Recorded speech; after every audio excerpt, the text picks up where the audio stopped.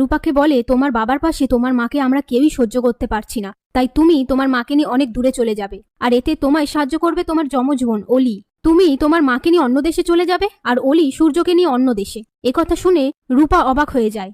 তারপর মিশকা সেখান থেকে চলে গেলে সাক্ষ্যদীপ বাবুর মা রূপাকে বলে, তার মানে তুই রূপা, দীপার হারিয়ে যাওয়া মেয়ে, আর ডক্টর সূর্য সেনগুপ্ত তোর বাবা। তুই এই কথাটা সবার থেকে লুকিয়ে আছিস কেন?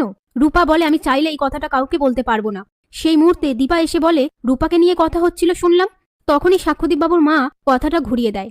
দীপা বলে, আমার তো মাঝে মাঝে মনে হয় ওই আমার মেয়ে রূপা। এই বলে রূপাকে জড়িয়ে ধরে। সাক্ষ্যদীপ বাবুর মা বলে ওঠে, ও তো রূপা নয়, ও তো সাক্ষর মেয়ে।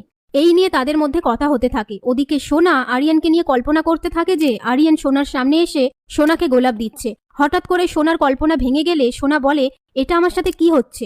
এই বলে আরিয়ানকে ফোন করে বলে, আজকে আমার বার্থডে ছিল, তোমাকে ইনভাইট করেছিলাম, তুমি এলে না। কাল স্কুলে ক্লাস হয়ে যাওয়ার পর তুমি আমার সাথে কফি খেতে যাবে?